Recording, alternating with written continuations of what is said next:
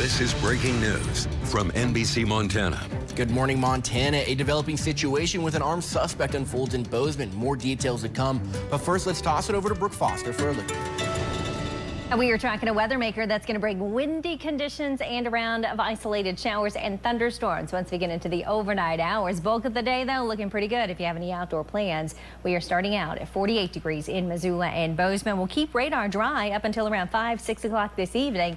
That's when we're going to bring in some of those showers and thunderstorms. Hour by hour forecast looking pretty good. 74 at noon. If you're not a fan of the heat, we're going to be in the 80s, close to the 90-degree mark this afternoon. If you're not a fan of that, try to get things done outdoors early before the heat builds and, of course, before the winds increase. Here's your hour-by-hour forecast for Bozeman. 76 at around noon, 85 in that 4 o'clock hour. Both Missoula and Bozeman on track to get close to tying daily records. I'll tell you how much longer the heat's going to last coming up in 10 minutes.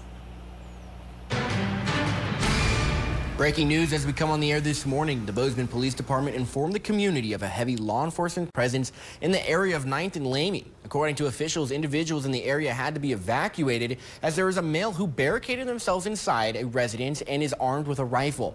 BPD is asking residents to stay inside and shelter in place as the investigation is still ongoing into the early hours of the morning. And officials say they received reports of assault with a weapon as the suspect threatened an individual early Tuesday night. Officers responded to locate the suspect when he then barricaded himself inside.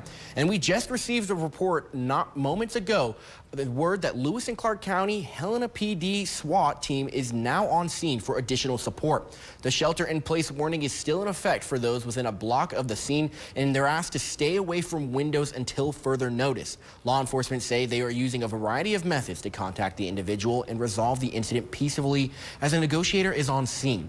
No contact has been made, and there has been no confrontation as of when we last spoke with them.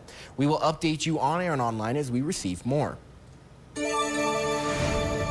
New from Butte, a major renovation project at the City County Animal Shelter is just about complete.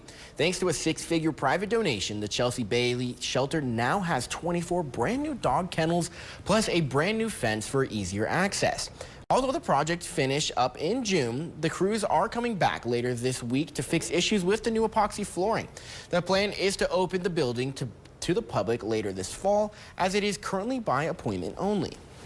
No sense having new kennels that people can't come in and see them and check us out. So we want to be more friendly to the public to allow them to come in and look around. So as soon as we get our floor done, we'd really like that to happen. While work is being completed, local officials asked the public not to bring in surrenders if at all possible, as there is no space for them. With another big private donation coming soon, as well as some leftover ARPA funds, more work is expected in the next 2 years, including adding more grass and play space, putting in a new lobby, and giving the exterior a new paint job. And this Sunday is National Public Lands Day. Multiple parks are hosting volunteer opportunities for habitat conservation. Montana Fish, Wildlife, and Parks recruiting volunteers for a unique opportunity.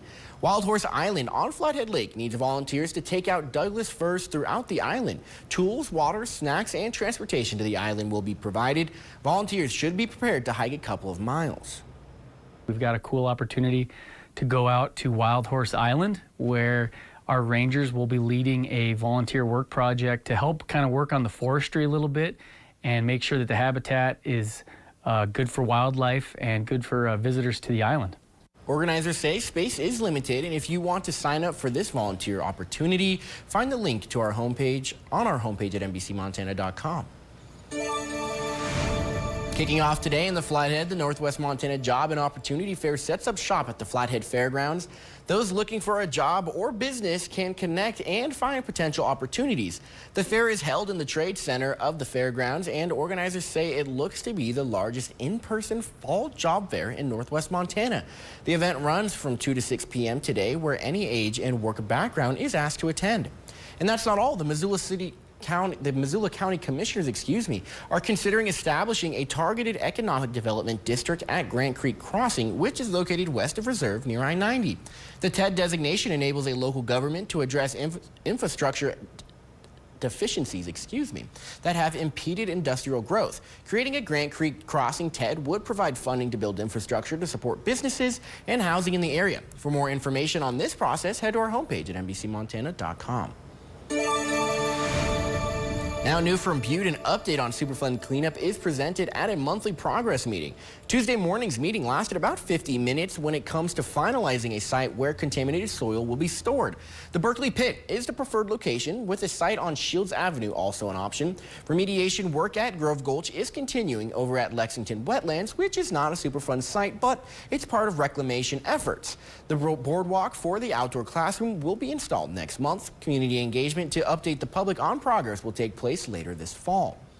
And here in Missoula, housing is a challenge, but kind of everywhere else as well. Many are facing throughout the state, but Missoula City Council members recently approved projects they believe could help. At Monday's meeting, they approved 2 rezoning requests that aim to build more housing in the city. One project will see a 10-unit subdivision on 1.5 acres of South Curtis Street. The others is a rezone of South 7th Street West that looks to build more dense housing. Ward 6 Council member Kristen Jordan argued that the area already suffers from basic infrastructure challenges, and neither project matches the character of the neighborhood. We would like to see a sensible development, and I get that we don't want to move into wildland and we don't want urban sprawl, but we need sensible development. Council approved the projects with a 10-to-1 vote. Planners said the rezonings fit the Missoula growth policy. And the Blankenship Bridge near Columbia Falls will be closed all day Friday for repairs. A month ago, the Montana Department of Transportation evaluated the bridge and found a 3-inch crack in a floor beam, prompting a 5-ton weight limit to be put in place. Flathead County officials talked to local engineers who offered a quick solution. A technique called stop drilling will be a good measure to do immediately to hopefully stop the crack from growing. Officials are hoping to have the weight limit removed after MDT does their follow-up evaluation in October. Department officials are recommending to take alternate routes Friday to avoid traffic delays. Now, Missoula Aging Services is warning the public about phone scams that aim to collect personal information. In recent weeks, reports surged describing scam callers posing as legitimate entities, including prescription drug plans, Medicare, government agencies, banks, or tech support. Scammers claim to need personal details for verification purposes and use tactics to trick victims into revealing more sensitive information, including Medicare numbers, Social Security numbers, bank account details, and passwords. NBC Montana spoke with Anna Wilson with Missoula Aging Services, who tells us what you can do to watch out for these. We really urge consumers to be suspicious of any number they don't recognize, and also of any request for personal information. We posted some more tips on how to keep yourself safe on our homepage at NBCMontana.com. And now Chief Meteorologist Brooke Foster is standing by. And what are things looking like right now, Brooke?